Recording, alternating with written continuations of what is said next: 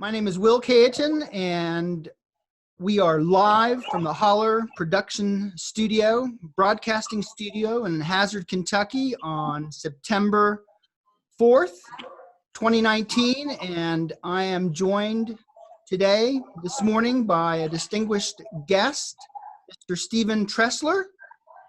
Steve, please visit with our audience. We'll be watching this Zoom video recording. A little bit about yourself. All right. Good morning, Will. September 4th, 2019 is it's only going to be 90 degrees today. So I'm glad you're in that studio with a nice warm fire behind you. That's a great start to any morning. Your face should be more red, but you know what? I'll just roll with this. My name is Steve Tressler. I work for the Kentucky Registered Apprenticeship Program. I grew up here in Kentucky and eventually made my way into the U.S. Marine Corps, stayed there for several years, went to college, eventually became a U.S. Army soldier while I was in college. So I spent time in the Marines and the Army, had the chance to visit over 26 countries and 6 continents. I don't really say that to impress you. I say that to impress upon you the fact that I've got perspective on where other people live, the opportunities they have. And the opportunities that you have in this country are amazing. And I think that some of those opportunities will be presented to you at this conference. And I think it's going to be a fantastic time. And I'm excited to talk to everybody about that. That sounds great. Amazing. The last time we were together in Lexington, Kentucky, you shared some stories with us. And those stories really bolstered the emphasis behind what you just shared about the opportunities our citizens have. And of course, the focus of our work together is on our younger student population as they transition out of high school and continue their post-secondary education and enter the workforce. Do you have a story or two that you would like to share with our audience? Because as you well know, I'm going to be sending this Zoom video out to the teachers who will be RSVPing their staffs and their students to the October 15th Transition Conference, region-wide Transition Conference at Big Sandy Community and Technical College in Prestonsburg. Okay. Yeah, well, absolutely. You know, the first one that kind of pops into my head here is there's a young man, and I won't mention his name, but I will mention it at the conference when I told him that I shared a story. I don't think he would mind because we have written an article about his story. He's from Owsley County. Now, whether you keep up with it or not, I'm going to give you this information. Kentucky is 47th out of 50 states for average family median income. Owsley County is listed as 120th out of 120 counties here in Kentucky. So in the last county in the state in family median income and the 47th out of 50 states, this young man had a 30 on his ACT, could have gone to anywhere as far as universities go, was already accepted, I believe, to go to Duke, to go to Brown. So he had some really good credentials right out of the gate. Looking around his situation, he had the wherewithal to understand that his family, including his mother and his sister, were not in any position to be left alone at home for 4 years with no money coming in. Mom did work, but she was a single mom, and she made very little money at what she did, but by no means was lazy. It was just the opportunities weren't quite as plentiful. What he did is, instead of actually going to university and taking his Pell Grant and some of the money that he was eligible for and maybe student loans, he decided to go into an electrician apprentice. He started an apprenticeship. And I'm happy to say that 5 years later, he has paid off his mother's house. He bought his sister a car for her sweet 16th birthday. He bought himself a truck. At this time, he owns I believe 4 vehicles, a pull-behind camper, and is getting ready to buy a farm and build his own house. And this is all without a college degree.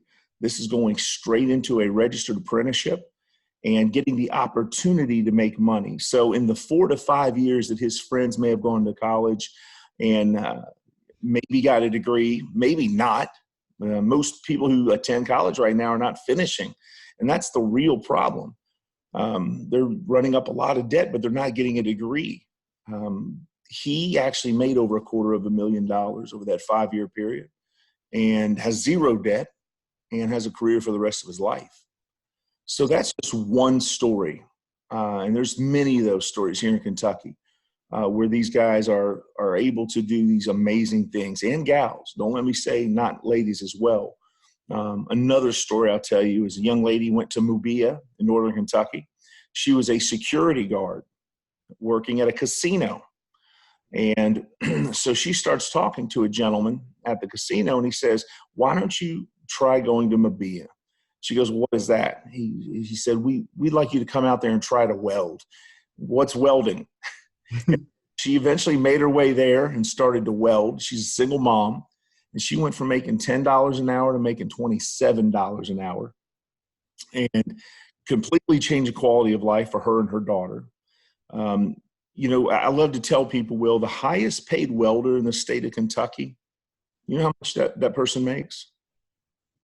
The highest paid welder in the state of Kentucky, she makes a little over $300,000 a year. Oh my goodness. That's amazing. So, I mean, that's a few of the stories, and that's what these registered apprenticeships are for. It doesn't mean it's the only pathway. Certainly a college degree is wonderful. I got my college degree, and there's certainly uses for that. But I think as an education system, here's where we've gone wrong, okay? As an education system, we get so wrapped up with teaching kids knowledge and then at the end saying, "How smart are you?" when we should be asking all along, "How are you smart?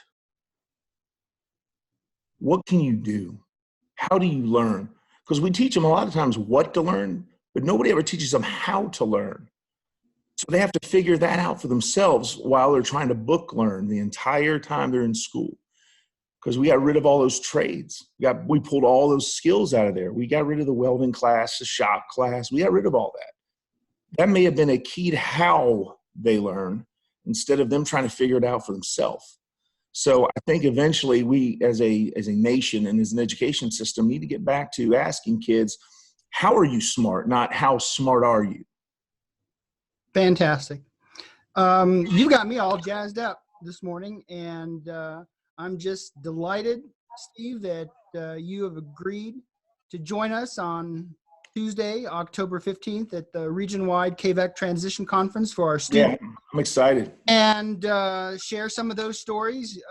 You'll have an opportunity, of course, since you're keynoting. And then you're going to do several ed sessions, and students will have the opportunity to come and hear a little bit more about the opportunities through the Kentucky Internship Program, Apprenticeship Program, as well as get motivated and inspired by some of the amazing success stories, a couple of which you just shared. So thank you so much, Steve, for your valuable time and leadership here. And before we adjourn, if you could just close this session by talking a little bit about the great work that you've been doing across the state with the Kentucky Apprenticeship Program, how it continues to grow and expand. And we'll say goodbye to our audience with that. All right, absolutely. Well, I'll tell you this, it is certainly a team effort. I don't know if the work I'm doing is great. I will certainly say the work the apprenticeship team is doing is great.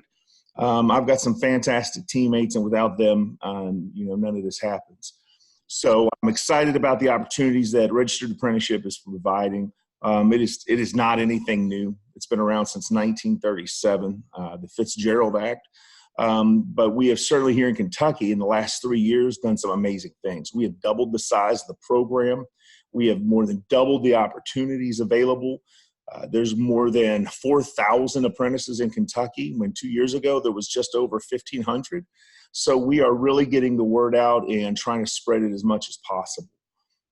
I am excited that I get the opportunity to talk about that with some of your students, especially in Eastern Kentucky, where I don't think there's been enough of a focus a lot of times. You'll notice that even when I get into the far western part of the state, they call Cincinnati, Louisville, and Lexington, or Covington, Louisville, and Lexington, Golden Triangle, where they think everything has to happen there, and that's not the case. Some of our best and our brightest here in the state of Kentucky come right out of Eastern Kentucky, and that's a fact. For years, Hazard, Kentucky had the absolute best high school scores in the state of Kentucky. So I'm excited to be able to come down there, and hopefully the message is well received, and I look forward to passing that on. I will mention, as we close this session, behind me to my rear here, those are not fly swatters, as Will. I don't want anybody to think of a fly swatter hanging that close to my face. They're lanyards. I will lift my computer, though, and you see on my kitchen cabinets, there's 2 pieces of paper up there on the cabinets. It's for my kids, and if I move the computer around the kitchen here, there's one on almost every cabinet. And I'll tell you what those say, because I think it's important. The one directly behind me on this side says, the best way to get something finished is to get something started. The one on this side says, it's nice to be important, but it's more important to be nice. If I moved it around here, you'd see over here, it doesn't matter who's right. It only matters what's right. You'd see school is not a bore. It is what you need to do to move ahead in life, because knowledge will garner true power. So, hopefully, even with my own kids, if I pour enough good stuff in, hopefully one day good stuff comes out. Because now I have a preteen who is smarter than I am. At least she thinks so. So it's a normal, never-ending uphill battle, not only as a parent, but sometimes as an educator. It can be an uphill battle. But you just keep doing what you're doing, teachers. Keep pouring the good stuff in, because promise, 20 years from now, that same kid you thought wasn't listening will come up to you and give you a big hug and say, thanks for not giving up on me. Well said. Thank you so much, Steve. Absolutely. I look forward. And we'll holler at you later, and we'll see you soon. All right. All right. I'll holler back. Thank you, sir. All right. See you, Will. Take care. Bye-bye.